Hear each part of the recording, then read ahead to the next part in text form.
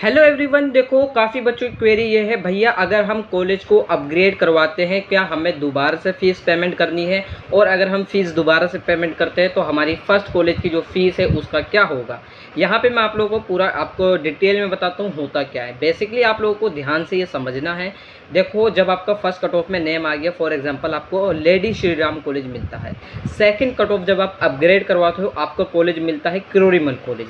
अब यहाँ पे ये चीज़ आपको ध्यान से सुननी है। जब आप यहाँ पे फर्स्ट कट ऑफ से सेकंड कट ऑफ के अंदर जाते हो, अगर आपका एडमिशन हो जाता है तो यहाँ पे जो आपको फर्स्ट कॉलेज मिला था वो आपको डायरेक्टली सेकंड कट ऑफ जो भी आपका कॉलेज मिला है उसमें ऑटोमेटिक ट्रांसफ़र हो जाएगी। यहाँ पे दो केस आएंगे जो अभी मैं आपको बताता हूँ। फॉर एग्जाम्पल LSR कॉलेज की जो फीस थी वो 18,000 रुपये है, जबकि आप अपग्रेड कॉलेज करवाते हो, फॉर एग्जाम्पल मिरांडा हाउस मिलता है आपको सेकंड में, और उसकी जो फीस है वो फॉर एग्जाम्पल है 19,000 रुपये। तो 1,000 रुपये यहाँ पे बच गए। वहाँ पे आपके CSS फॉर्म पर शो करेगा कि आप दोबारा से 1000 पे करो, तो आपको वहाँ पे करना पड़ेगा, ठीक है, क्योंकि भाई मिरांडा हाउस की ज़्यादा फीस है। जैसे अगर आपका सेकंड कट ऑफ में ज़्यादा फीस रहती है, मैं एग्जांपल बता रहा हूँ यहाँ पे। लेकिन एक केस ये भी तो हो सकता है कि LSR की फ़ीस कम है लेकिन मिरांडा हाउस की ज़्यादा है, नहीं सॉरी, ये केस हो सकता है कि LSR की जो फीस है वो फॉर एग्जाम्पल मैं मान लेता हूँ 18,000 है, मिरांडा हाउस की जो फीस है वो 17,000 है, यानी कम है। तो यहाँ पे अब 18,000 रुपये से 17,000 रुपये वहाँ ट्रांसफ़र हो जाएंगे, लेकिन 1,000 का क्या होगा। तो वो 1,000 है या 5,000 या 6,000 है, क्योंकि भाई बहुत से कोर्सेज में बहुत ज़्यादा फीस होती है। किसी में 5,000 बच जाता है, किसी में 6,000 बच जाता है। तो इन फीस का क्या होगा, ये फ़ीस आपको रिफ़ंड कर दी जाती है। अब यहाँ पर क्या प्रोसीजर होता है रिफ़ंड का।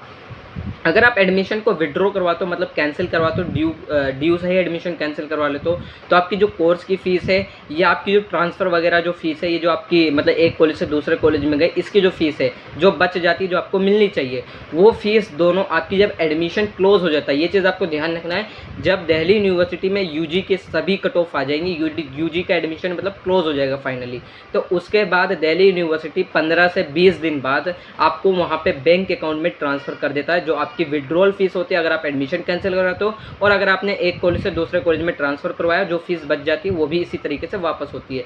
लेकिन ये भी है कि भाई बच्चे ये सोच रहे हैं कि अगर मेरा CSS फॉर्म में अकाउंट नंबर या IFSC कोड या बहुत सी चीज़ें मेरी गलत है तो क्या होगा इस केस में। देखो, मैंने कहा 20 दिन बाद आपका जब ट्रांसफ़र कर दिया जाता है एडमिशन क्लोज होने के बाद, ठीक है, तो यहाँ पे 20 दिन के बाद फिर 10 दिन का वेट करना होता है। फिर एक लिस्ट आती है जिसमें मेंशन किया जाता है कि दिल्ली यूनिवर्सिटी ने इन बच्चों का रिफंड नहीं कराया, और उसमें रीज़न आता है कि इस वजह से रिफंड नहीं हुआ इनका, ठीक है। किसी का IFSC कोड गलत है, किसी की ट्रांजैक्शन वगैरह सब बताता है वहाँ पे, ठीक है। अगर आपको उस लिस्ट में नेम है तो आपको एक फॉर्म फिल करना होता है, जो मैं उस टाइम पर आप लोग को अपडेट कर दूँगा। बस चैनल के माध्यम से आप जुड़े रहना, चैनल पे विजिट करते रहना प्ले लिस्ट पर, ठीक है, मैं उसमें अपडेट देता रहूँगा। तो जब आप देखोगे तो वहाँ पे एक फॉर्म फिल करना होता है। उस फॉर्म को फिलअप करने के बाद आप लोगों का बेसिकली दोबारा से फिर 15 से 20 दिन बाद आपका ट्रांसफ़र जो भी आपकी फ़ीस होती है वो दोबारा से दिल्ली यूनिवर्सिटी वापस आपके बैंक अकाउंट में भेज देता है। तो आपकी आई होप क्वेरी सॉल्व हो गई होगी कि आपको दोबारा से पेमेंट कोई नहीं करनी है। अगर ज़्यादा होती है फ़ीस दूसरे कॉलेज की तो भाई पे करनी होती है। अगर दूसरे कॉलेज की फ़ीस पहले कॉलेज से कम है तो फिर आप लोगों की जो फ़ीस है वो वापस करता है ड्यू, ठीक है। तो यही एक छोटी सी क्वेरी थी, आई होप आपकी सभी की सॉल्व हो गई होगी। लेकिन फिर भी अगर आपकी कोई दिल्ली यूनिवर्सिटी के एडमिशन के रिगार्डिंग या अपग्रेड फीस को लेकर कोई क्वेरी है तो आप मुझसे इंस्टाग्राम पर पूछ सकते हो। इंस्टा ID का लिंक मैंने डिस्क्रिप्शन में दे रखा है।